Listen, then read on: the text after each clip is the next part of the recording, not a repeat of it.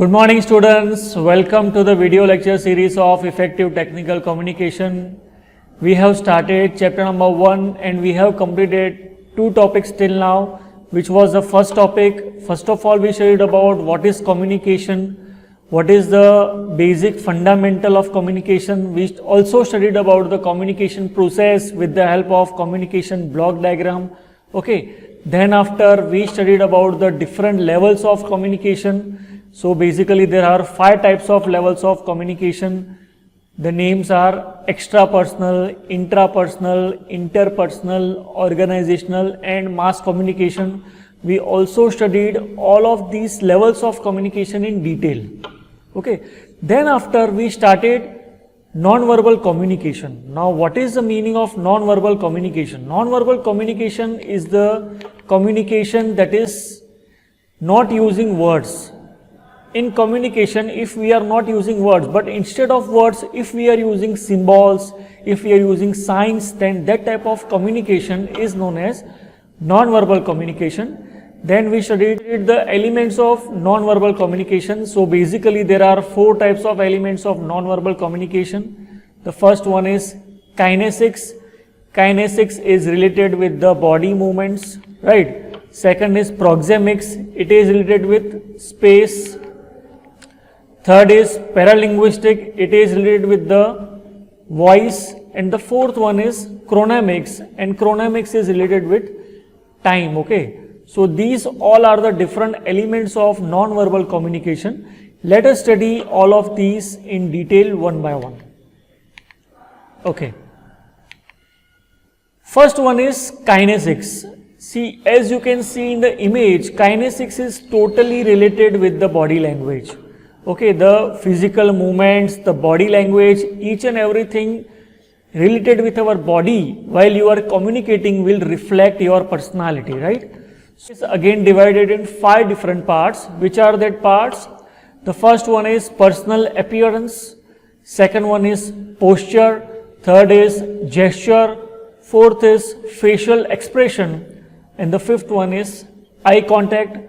So these all things are related with the body movements and we will study all of them in detail.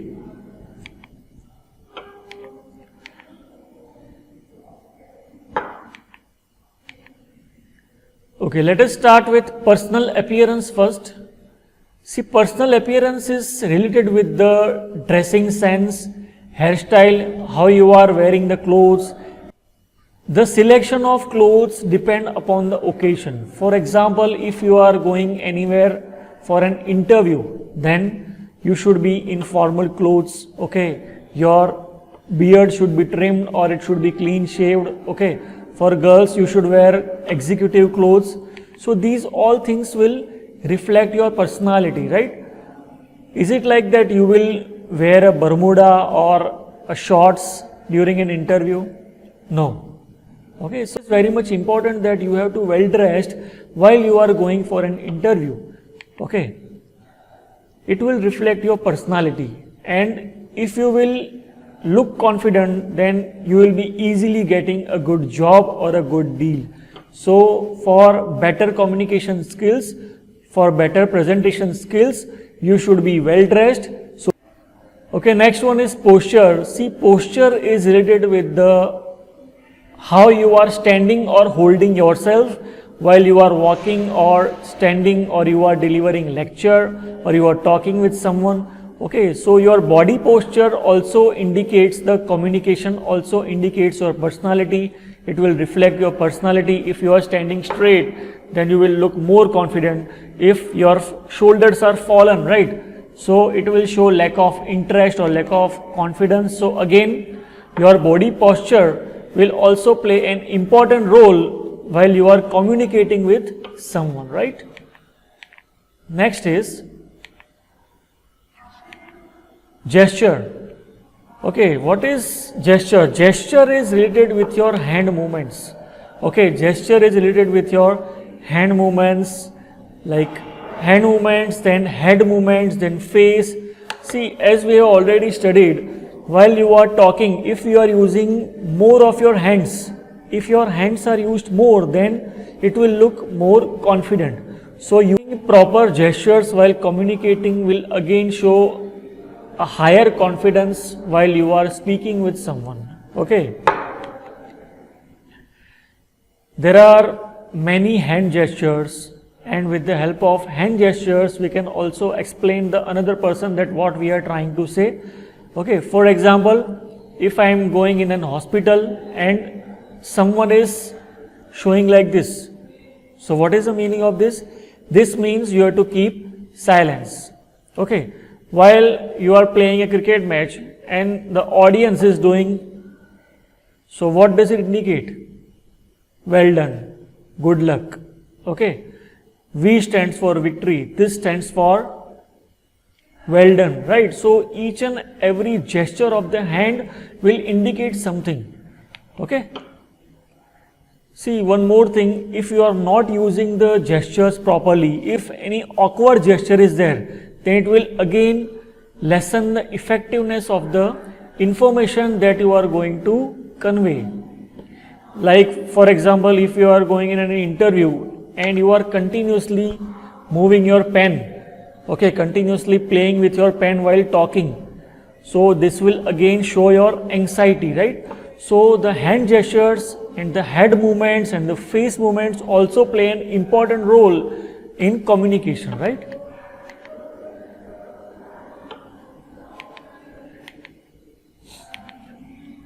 Okay, next is facial expression. It has been told that, it has been said that face is the most expressive part of the body.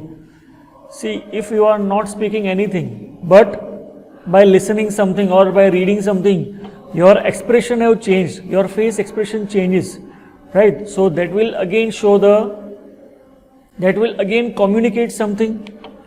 Like you are smiling, right? If you are going somewhere, if you are meeting someone, your smiling face will show your friendliness, raised eyebrow will show something like disbelief or shocked. Okay, so for every expression, the face will show some different expressions, right? So I have shown there are some exceptional cases, like some people do not react even. They are not able to express themselves. If they are happy, then also their face will be like this. If they are sad, then also their face will be like this. So they are not expressive. So in each and every case, there are some exceptions, right?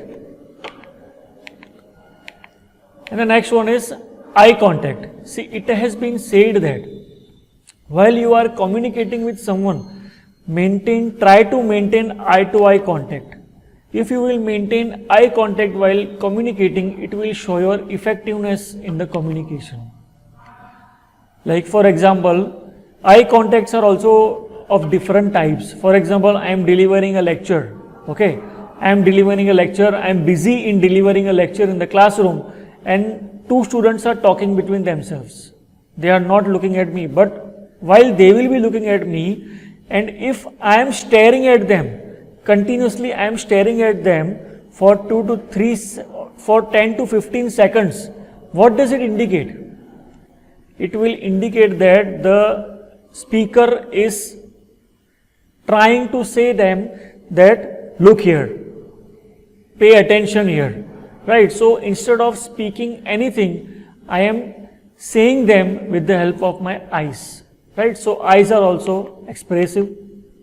About kinesics, the second element of the non-verbal communication is proxemics. See, as I told you, proxemics is related with space. Okay, it has been universally accepted and defined that the space that you are keeping while communicating will indicate the type of relation that you are having with that particular person, right? So there are different zones of the proxemics, namely intimate, personal, social, and public.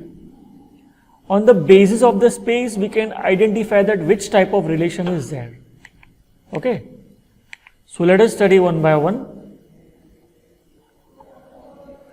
First of all, intimate. See, intimate means what? If the two persons are talking and the space between the two persons is around 18 inches, right? Then we can say these two persons are intimate with each other. Intimate is normally with family members, spouse. Okay, well, the relation is much close, then the distance is less. See, there are some exceptional cases as well. For example, husband and wife are not talking with each other, then they will maintain a proper distance between themselves. So it will not indicate that they are not intimate, right? So for again, if we want to say intimate means what? The distance is less and they are more closer to each other, right? Next one is personal.